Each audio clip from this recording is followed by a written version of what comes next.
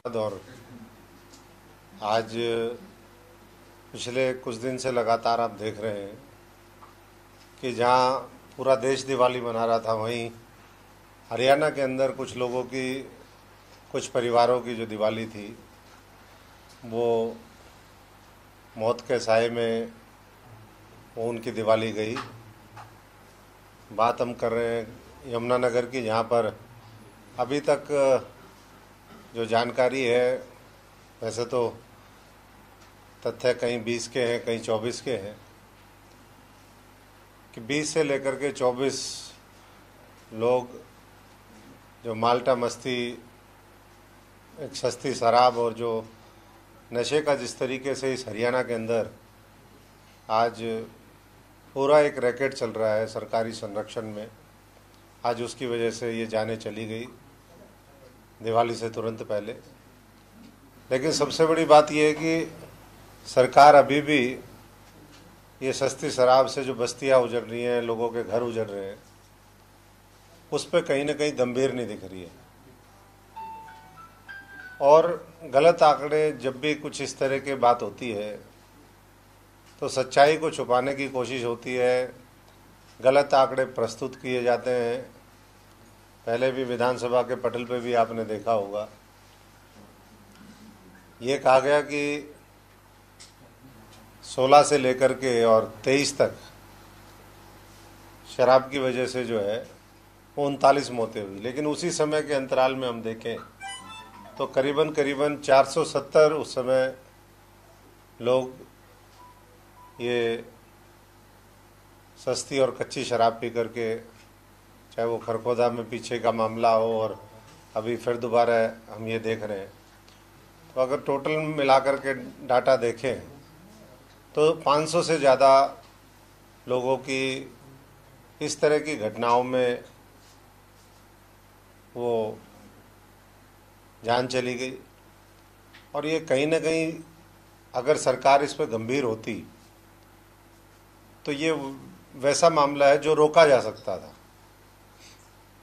आज भी जब घटना घट जाती है उसके बाद छापेमारी चल रही है, पुलिस प्रशासन भी कोशिश कर रहा है दिखाने के लिए कि भाई हम बहुत गंभीर हैं। लेकिन नशा अगर आप देखें तो लगातार पूरे बॉर्डर पे, मैं कल हमारे कालावाली में रोड़ी पड़ता है, वहाँ भी गया था। रोड़ी में नशे की वजह से वहाँ भी एक मर्डर हुआ अभी पिछले कुछ दिन पहले।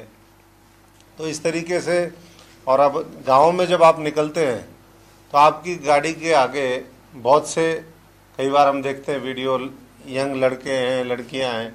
कल भी हमारी गाड़ी के सामने एक दो लोग ऐसे ही चलते चलते बिल्कुल गाड़ी के, उनको पता ही नहीं कि वो कहाँ चल रहे हैं और क्या है। तो हम तो सरकार से यही कहेंगे कि जो लोग इसमें दोषी है उसके ऊपर कठोर से कठोर कार्रवाई होनी चाहिए, क्योंकि पहले की जो घटनाएं घटी हैं आज तक, उसमें अगर आप उठा करके देखेंगे तो जो असली दोषी थे वो आज भी पकड़े नहीं गए हैं। अगर वो पकड़े जाते तो 500 से ज़्यादा हरियाणा के अंदर ये इस सरकार के अंतराल में ये जाने नहीं जाती। कल आम आदमी पार्टी का डेलीगेशन वो परिवारजनों से जाकर के यमुनानगर में हम मिलेंगे और हम यही उन परिवारों को भी कहना चाहेंगे कि हौसले से वो करें, और जिस तरह की भी कोई मदद और आवश्यकता होगी इस लड़ाई में, नशे के खिलाफ लड़ाई में, वो आम आदमी पार्टी पूरी मजबूती से उनके साथ खड़ी है। चाहे वो पार्टी के हमारे राष्ट्रीय संयोजक अरविंद जी हो, चाहे वो हमारी हरियाणा की पूरी इकाई हो। तो मुख्य मुद्दा आज का हमारा यही है कि ये जो दोषी हैं उनको बचाने की सरकार कोशिश ना करे, पुलिस प्रशासन से लेकर के और जो भी इसमें लिप्त लोग हैं। अब मैं देख रहा था आज एक दो दूसरी पार्टियों के लिए, नाम तो मैं नहीं लेना चाहूँगा, लेकिन दूसरी पार्टियों के भी लोग इसमें लिप्त हैं। तो कहीं ना कहीं ये पूरा एक राजनीतिक संरक्षण में ये मौत के जो खेल हैं, सौदागर हैं, वो इस खेल को खेलने का काम कर रहे हैं। जो बहुत ही दुर्भाग्यपूर्ण है।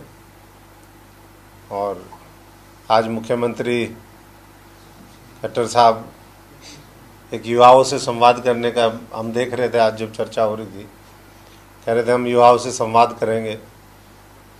तो युवाओं से संवाद में वो कैसे नशे को ख़त्म करेंगे, चाहे वो इन कच्ची शराब का नशा हो, चाहे चिट्टा हो, चाहे दूसरे और तमाम तरह के नशे हैं, उसका भी कहीं ना कहीं युवाओं से चर्चा करें और उसके रोकथाम के लिए ठोस कदम भी उठाएं। ये ना हो कि सिर्फ चर्चा चर्चा में ही 9 साल बीत गए और 1 साल बीत जाए। तो सभी साथियों का मैं बहुत बहुत आपका धन्यवाद करता हूं और उम्मीद करता हूं कि भविष्य में इस तरह की जो घटनाएं हैं वो हरियाणा में हमें ना देखनी मिले और इस तरीके की जहरीली शराब पी करके फिर किसी माँ का बेटा, किसी का सुहाग ना उजड़े, ये हम सब लोग मिलकर के इस हरियाणा के अंदर सुनिश्चित करें। साथ साथ जो मुआवजा है, क्योंकि परिवारों ने जान इसमें खोई है और ये सब लोग गरीब परिवार हैं, क्योंकि जिस तरीके की कच्ची शराब ये बिकती है, छोटे छोटे प्रॉफिट के लिए सारा मामला होता है, तो गरीब परिवार हैं वो, उनके लिए भी सरकार को सोचना चाहिए। बाकी कल हम जाएंगे, उसके बाद और परिवारों से मिलकर के फिर आगे की बात रखेंगे। तो इन्हीं मुद्दों को लेकर के आज हम आपके बीच में आए थे। Thank you. खबर साहब, कुछ समय पहले सीएम साहब ने एक अनाउंसमेंट की थी कि पहले बेटी बचाओ बेटी पढ़ाओ का जो अभियान शुरू किया था, उसके बाद अब बेटा बचाओ अभियान भी शुरू कर रहे हैं, ताकि जिस तरीके से नौजवान जो लड़के हैं वो नशे की तरफ जा रहे हैं। लगता है कि आपको ये चीज़ें बेहद ज़रूरी है कि अगर पंजाब के बाद अगर हरियाणा के युवाओं को बचाना है तो इस तरीके की मुहिम ज़रूरी है। और आपने जिस तरीके से नशे का मुद्दा भी उठाया है और नशे के मुद्दे को लेकर ही उन्होंने भी बात की। देखिए, नशा तो आज बहुत बड़ी समस्या है और ये अब से नहीं है, एक लंबा समय हो गया कि जितना बॉर्डर है, अभी पुलिस डिस्ट्रिक्ट बनाने का नशे के खिलाफ पीछे खट्टर साहब सिरसा जब गए, उन्होंने कहा कि हम डब्बाली में ये पुलिस डिस्ट्रिक्ट बनाएंगे, नशे के खिलाफ कुछ मुहिम शुरू करेंगे। तो ऐसा नहीं कि सरकार को पता नहीं है, नशा तो पूरे बॉर्डर के ऊपर, मैं समझता हूँ कि पंजाब से ज़्यादा नशा अब हरियाणा के अंदर है और वहीं से और जगह भी सप्लाई चल रही है। और इसकी आड़ में पूरा एक माफिया तंत्र वो तैयार हो गया है। तो सबसे पहले तो इसको पूरे नेक्सस को तोड़ने की आवश्यकता है। पूरा इसको जब तक ये ख़त्म नहीं होगा नेक्सस, तो ना तो बेटे बचेंगे ना बेटियां बचेंगी। ये नशा तो अब कोई फ़र्क नहीं देखता है, ना लड़की का फ़र्क देखता है ना लड़के का फ़र्क देखता है। ये ठीक है, मेल डोमिनेंट सोसाइटी है हमारे देश के अंदर, तो लड़के और पुरुष इसमें ज़्यादा दिखाई देते हैं, लेकिन अब प्रकोप तो सब जगह ये फैल गया है। सभी विपक्षी पार्टियां तो अभी सरकार पर आरोप लगा रही हैं कि उनका संरक्षण है, लेकिन जो नाम सामने है आरोपियों के वो तो उन्हीं पार्टियों की हैं, विपक्षी पार्टियों के लोग हैं आरोपी। जो मैं वही कह रहा हूँ कि इस पूरे मुद्दे के ऊपर मैंने इसीलिए नाम लेने की भी, वो भी हम लोगों ने पढ़ा है, तो जो भी है, लेकिन 9 साल की सरकार के बाद अगर विपक्षी किसी भी दल का कोई भी व्यक्ति का नाम भी आता है, कोई और दूसरी पार्टी का व्यक्ति उसमें लिप्त पाता है, तो इसका मतलब कहीं ना कहीं उसको प्रोटेक्शन तो स्थानीय प्रशासन दे रहा है, कोई ना कोई और राजनीतिक संरक्षण उसको प्राप्त है, उसके बिना तो नहीं होगा।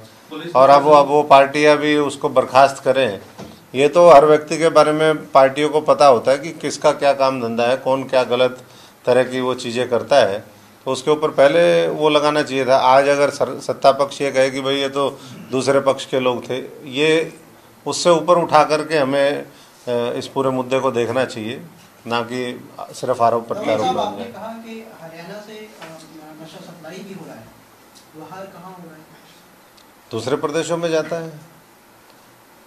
जो लोग बॉर्डर पे, कोई ऐसी हम इन्वेस्टिगेटिंग एजेंसी तो नहीं चला रहे, लेकिन लोग जो बात करते हैं, मेरा तो संसदीय क्षेत्र है सिरसा में, तो पूरे मैं सिरसा पार्लियामेंट की बात कर रहा हूँ, पूरे बॉर्डर के ऊपर डबवाली हो, कालावाली हो, रतिया का इलाका है, टोहाना का इलाका है, और वहाँ से लेकर के आप अम्बाला तक आ जाइए, सारे बॉर्डर में यही पंचकुला के अंदर लोग बोलते हैं यही मिल जाएगा आपको नशा। सर जहाँ तक है नशे का प्रोडक्शन तो हरियाणा में होता नहीं है सिवाय दारू के, बाकी जो दूसरा सूखा नशा है वो तो राजस्थान से उधर से आरोप लगते रहे हैं। अक्सर आपका तो सिरसा कॉन्स्टिट्यूंसी रही है, जहाज उतरा अक्सर आप सुनते हैं कि जहाज उतरा, जैसे ही आता है जहाज उतरा का मतलब ये होता है कि सारी अफीम की खेप आ गई जो ले लो। तो फिर हरियाणा से किस तरह का नशा सप्लाई हो रहा है आप जो कह रहे हैं? देखिए वही मैं कह रहा हूँ कि कोई हमारी उसमें एक्सपर्टीज़ नहीं है कि मैं कोई ये बताऊँ, लेकिन लोगों का ये चर्चा रहती है कि भाई नशा बहुत ज़्यादा जो है हरियाणा भी उसकी चपेट में आ गया है। पहले तो हम आज से 10 साल पहले कहते थे उड़ता पंजाब, तो अब पंजाब में तो कंट्रोल काफ़ी हुआ उसके बाद, क्योंकि वहाँ की सक्सेसिव गवर्नमेंट ने इसको एक बड़ा मुद्दा बनाया, चाहे वो पिछली सरकार थी चाहे इस सरकार की बात करें। लेकिन वहीं जो हरियाणा की सरकार है वो कहीं ना कहीं इसमें ढिलाई बरतती दिखी, और जिसकी वजह से मैं समझता हूँ कि हरियाणा के अंदर उन्होंने बहुत गहरी जड़ें कर ली है और पूरी युवा पीढ़ी जो है वो खराब हो रही है इस नशे की वजह से। कल एक इसके ऊपर स्पेशल टीम जो है पूरे स्टेट के अंदर बना करके 3000 से ज़्यादा जगहों पे कल छापे भी हुए हैं, 250 से ज़्यादा लोगों की अरेस्ट भी हुई है अलग अलग जगह से पूरे उस पर। आप अभी भी कह रहे हैं कि पुलिस काम नहीं कर रही और उसके पुलिस के संरक्षण में सरकार के उसमें चल रहे हैं। देखिए इस तरह की जब भी कोई घटना होती है, 20-25 लोग मर गए ये दिखाया जा रहा है, फिर उसके बाद दबा दिया जाएगा। जितनी भी पीछे हुई, चाहे वो लॉकडाउन के दौरान की घटनाएं थी या उसके बाद हम खरखोदा की जिक्र कर रहे हैं, तो उसमें कौन पकड़े गए, क्या उसके ऊपर कार्रवाई करी, अभी तक ये जितनी 500 से ज़्यादा मौतें हुई, सरकार बताए कि कितने लोग इसमें जेलों में गए, क्या क्या उनके कहाँ बिल्डोजर चला, कहाँ पर उनकी संपत्तियाँ कुर्क हुई। तो थोड़ा बहुत तो जनता के बीच में रखे, केवल छापामारी करने से और वो भी एक एक्शन हुआ उसका रिएक्शन दिखाने की बस उस तक लिपाप होती है। और मैं समझता हूँ कि फॉर्मेलिटी तक सीमित ये मामला नहीं रहना चाहिए। ये गंभीर मामला है जिससे आने वाली पीढ़ियाँ ना केवल इन प्रदेशों की बल्कि और दूर तक इसका पूरा मामला जाता है। तो सरकार को ठोस कदम उठाने चाहिए और पुलिस प्रशासन को इस पर। अब आप देख लीजिए कहीं भी हम जाते हैं हरियाणा में, अगर रात होगी 6-7 बज के अंधेरा हो गया, उसके बाद आपको एकदम चमकती सी कोई दुकान दिखेगी तो आप सोचोगे कि यह क्या नई दुकान खुल गई, पता चलता है कि ये दारू का शोरूम है। ये हम लोगों ने ये 9 साल की उपलब्धि है कि चमक दमक के साथ जो है बड़े बड़े शोरूम खोल दिए गए। और ये एक जगह नहीं, एक दिन हम तो रात को वैसे लेट तक भी ट्रैवलिंग होती है, तो एक दिन शहर में वहाँ से हम पहले भी गुजरते थे, मैंने देखा कि ये तो कोई नई दुकान सी बनी, दूर से समझ में नहीं आया कि क्या है। जब नज़दीक जा कर के देखा तब कि भैया ये तो जो है ना नया मामला शुरू हो गया।